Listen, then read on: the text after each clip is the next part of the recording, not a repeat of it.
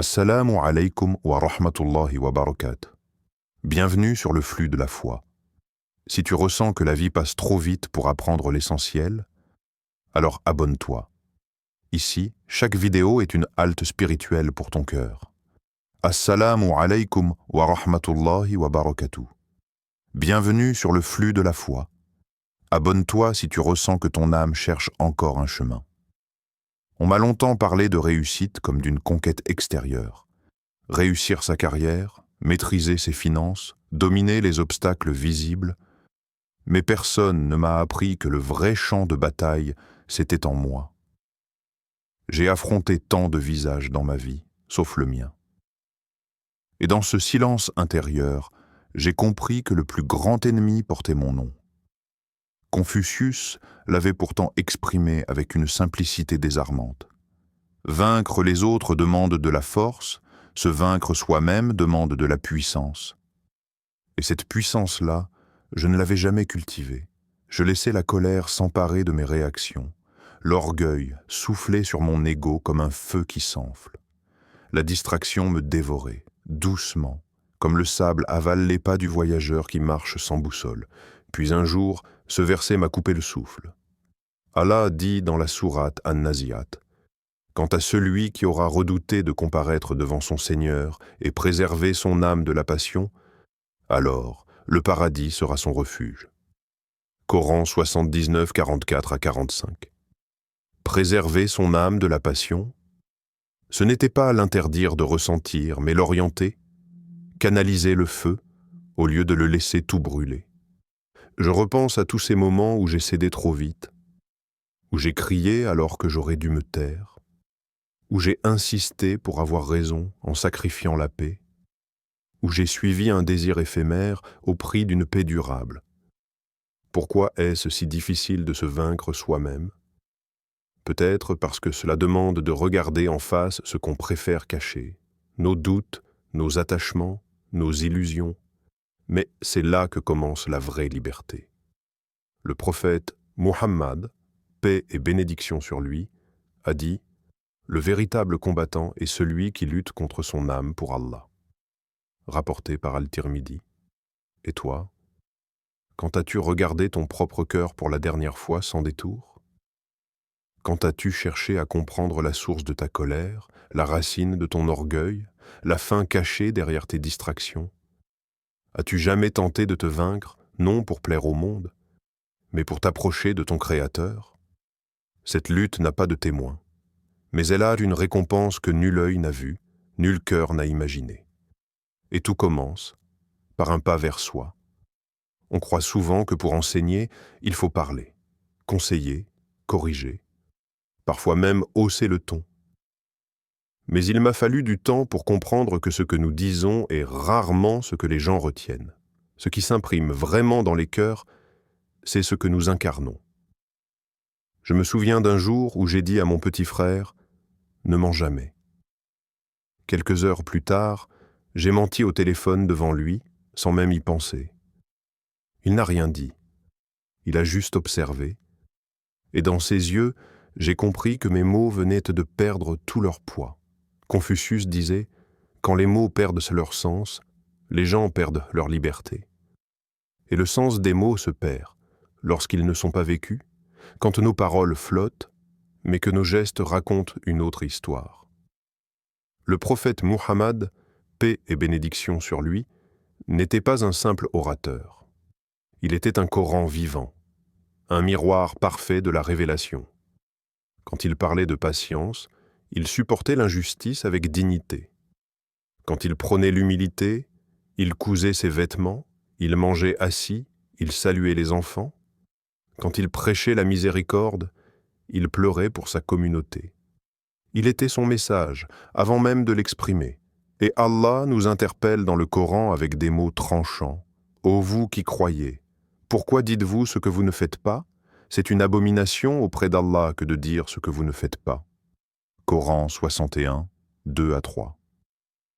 J'ai repensé à toutes les fois où j'ai conseillé la prière, sans la préserver moi-même. Où j'ai parlé de sincérité, alors que mes intentions étaient floues. Où j'ai rappelé la pudeur, tout en m'exposant au regard des autres. Chaque contradiction, aussi subtile soit-elle, est un poison lent, pas seulement pour moi, mais pour ceux qui me regardent, qui m'écoutent, qui me prennent pour modèle sans que je le sache. Et toi, qu'est-ce que tes enfants, tes amis, ton entourage apprennent de toi, sans que tu ne parles? Ton comportement reflète-t-il ce que tu dis? Ou est-il devenu une ombre silencieuse qui contredit ton message? L'éducation n'est pas une leçon que l'on dicte. C'est un exemple que l'on respire. Et parfois, sans même s'en rendre compte, notre silence enseigne plus que 1000 mots. Il y a un temps pour tout. Un temps pour semer, un temps pour arroser, et un temps pour ne rien voir pousser. Mais ce temps-là, je l'ai longtemps maudit. Je croyais que la patience, c'était attendre, immobile, dans l'espoir que quelque chose change autour de moi. Alors, je m'agitais. Je forçais les choses. Je creusais la terre, encore et encore, pour voir si la graine avait germé. Et je l'ai tuée. Par impatience, par précipitation, par oubli des lois du ciel. Confucius disait « L'homme qui déplace une montagne commence par enlever de petites pierres. » Mais moi, je voulais soulever la montagne d'un seul geste. Je n'avais pas compris que chaque pierre déplacée en silence, chaque geste humble, chaque effort discret, formait déjà une victoire. Puis un jour, l'épreuve est tombée, lourde, imprévisible, déchirante. Et pour la première fois, je n'ai rien pu faire, sauf attendre. Mais dans ce vide apparent, j'ai trouvé une vérité profonde. La patience n'est pas de l'inaction. Elle est une foi en mouvement, une sagesse qui agit sans bruit, une graine invisible qui travaille en profondeur. Allah nous appelle. Ô vous qui croyez, cherchez secours dans la patience et la prière, car Allah est avec ceux qui sont patients. Coran 253.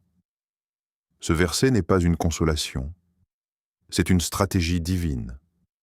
Quand tu ne peux rien faire, il te reste encore la prière. Il te reste encore la confiance. Il te reste encore la constance dans le bien, même si rien ne semble changer. La patience, ce n'est pas attendre que la tempête passe. C'est apprendre à danser sous la pluie. C'est continuer à planter, même quand le ciel est sec. C'est répondre au silence de l'épreuve par la parole du cœur. Ya Rab, je te fais confiance. Et toi, que fais-tu dans ton désert intérieur ? Es-tu assis à compter les jours? Ou es-tu en train de bâtir ton oasis, pierre après pierre? Car parfois, la victoire n'est pas dans ce que tu obtiens, mais dans ce que tu deviens en apprenant à attendre avec amour. J'ai longtemps cru que le respect était une formalité. Un bonjour, un sourire de convenance, un silence poli. Mais je me trompais. Le respect véritable n'est pas dans les gestes. Il est dans l'intention. Il est dans la manière dont tu vois l'autre. Pas seulement quand il est fort, utile ou bien vêtu, mais surtout quand il est faible, silencieux, ou sans rien à t'offrir. Confucius disait « Ne fais pas aux autres ce que tu ne voudrais pas qu'ils te fassent ». Une maxime simple, presque banale. Mais combien de fois l'ai-je oublié dans les moments de colère, dans mes paroles brusques ou dans ces silences méprisants? J'ai haussé le ton, comme si cela faisait de moi quelqu'un d'important. J'ai ignoré un regard triste, comme s'il ne valait rien. J'ai jugé sans connaître, comme si mon cœur était pur. Mais un jour, j'ai réalisé, le respect est un miroir. Il reflète non pas ce que l'autre est, mais ce que moi je suis. Plus je suis brisé à l'intérieur, plus je projette sur l'autre mes éclatants tranchants. Et pourtant, Allah nous commande avec une clarté bouleversante et dit à mes serviteurs d'exprimer les meilleures paroles, car le diable sème la discorde entre eux. Le diable est certes, pour l'homme, un ennemi déclaré. Coran 17:53. Ce verset n'est pas une consolation, c'est une stratégie divine. Quand tu ne peux rien faire, il te reste encore la prière. Il te reste encore la confiance. Il te reste encore la constance dans le bien, même si rien ne semble changer. La patience, ce n'est pas attendre que la tempête passe. C'est apprendre à danser sous la pluie. C'est continuer à planter, même quand le ciel est sec. C'est répondre au silence de l'épreuve par la parole du cœur. Ya Rab, je te fais confiance. Et toi, que fais-tu dans ton désert intérieur? Es-tu assis à compter les jours? Ou es-tu en train de bâtir ton oasis pierre après pierre? Car parfois, la victoire n'est pas dans ce que tu obtiens, mais dans ce que tu deviens en apprenant à attendre avec amour. J'ai longtemps cru que le respect était une formalité. Un bonjour, un sourire de convenance, un silence poli. Mais je me trompais. Le respect véritable n'est pas dans les gestes, il est dans l'intention. Il est dans la manière dont tu vois l'autre. Pas seulement quand il est fort, utile ou bien vêtu, mais surtout quand il est faible, silencieux ou sans rien à t'offrir. Confucius disait « Ne fais pas aux autres ce que tu ne voudrais pas qu'ils te fassent ». Une maxime simple, presque banale. Mais combien de fois l'ai-je oublié dans les moments de colère, dans mes paroles brusques ou dans ces silences méprisants? J'ai haussé le ton, comme si cela faisait de moi quelqu'un d'important. J'ai ignoré un regard triste, comme s'il ne valait rien. J'ai jugé sans connaître, comme si mon cœur était pur. Mais un jour, j'ai réalisé, le respect est un miroir. Il reflète non pas ce que l'autre est, mais ce que moi je suis. Plus je suis brisé à l'intérieur, plus je projette sur l'autre mes éclats tranchants. Et pourtant, Allah nous commande avec une clarté bouleversante. Et dit à mes serviteurs d'exprimer les meilleures pure paroles, car le diable sème la discorde entre eux. Le diable est certes, pour l'homme, un ennemi déclaré. Coran 17, 53. Ce verset me parle comme un cri doux. Les meilleures paroles, pas des mots neutres, pas des mots vides, mais des paroles qui élèvent, apaisent, honorent. Ce respect, c'est une manifestation de foi, car respecter l'autre, c'est reconnaître qu'il a été créé par le même Dieu que moi.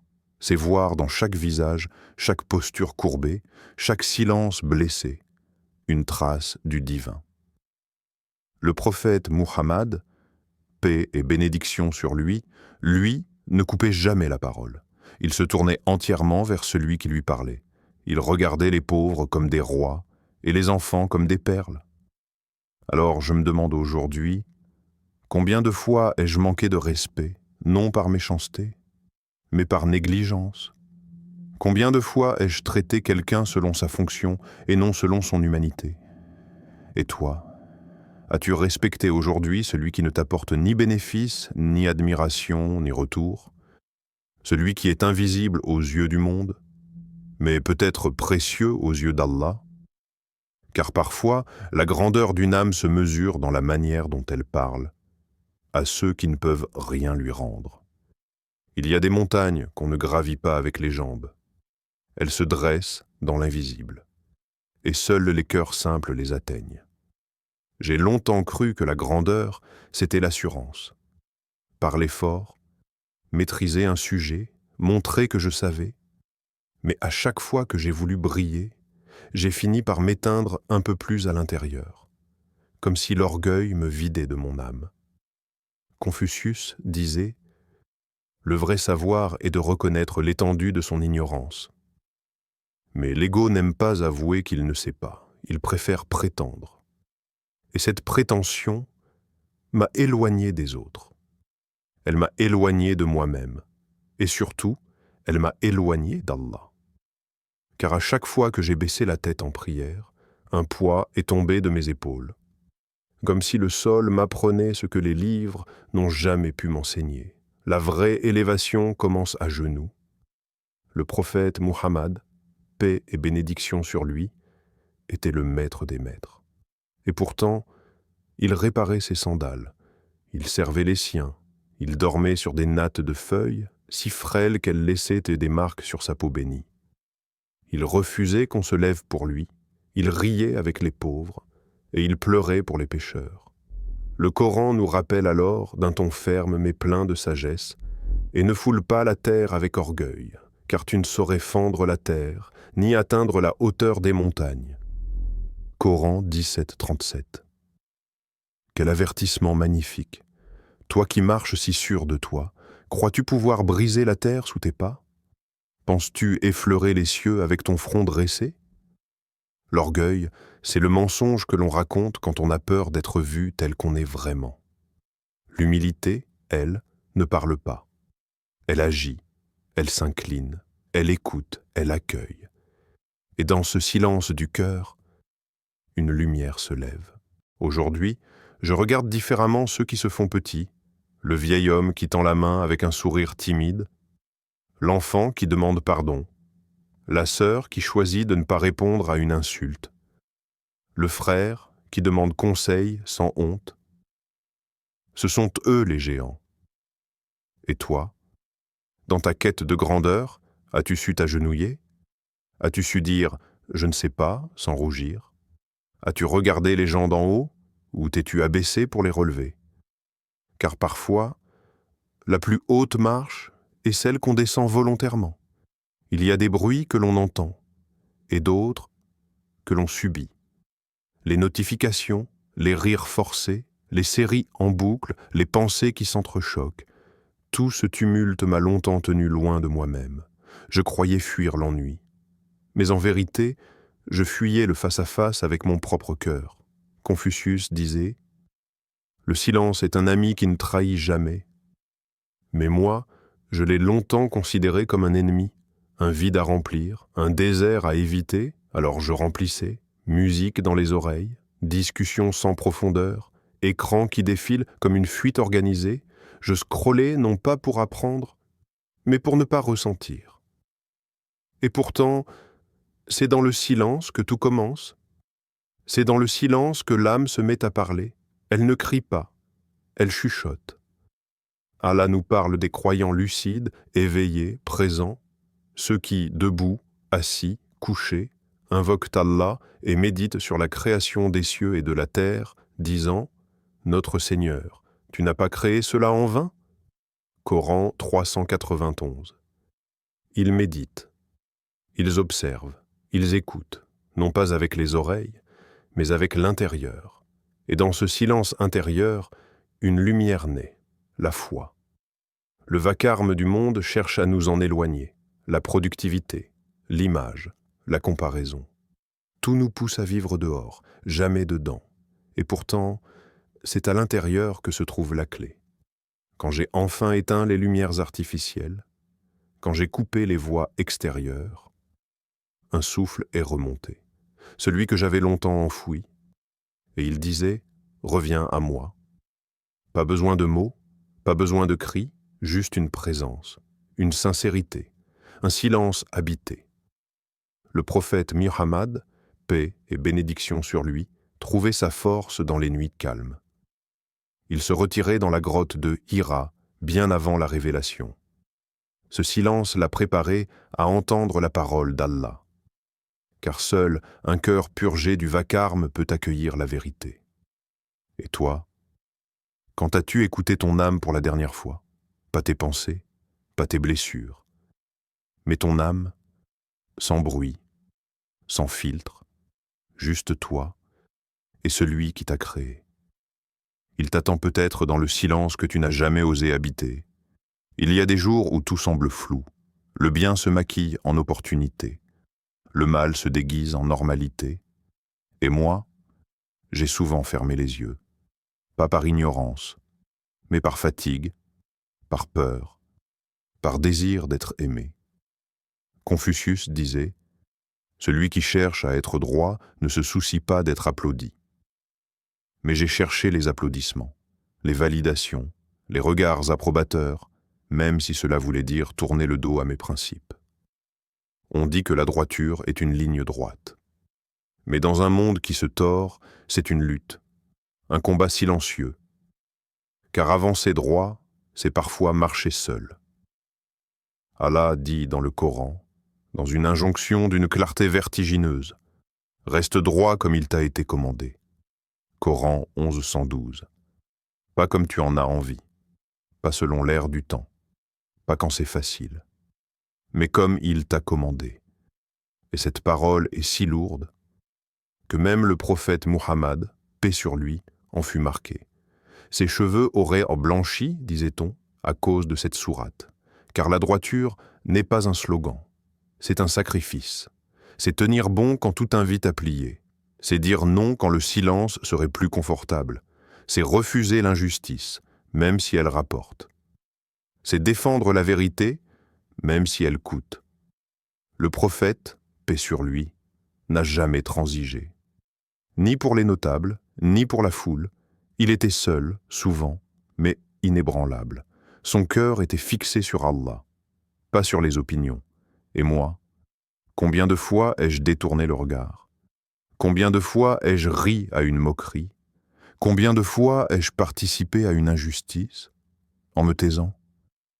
La foi ne se mesure pas dans les prières publiques, mais dans les décisions silencieuses, quand personne ne regarde, quand tout le monde flanche et que toi, tu restes droit.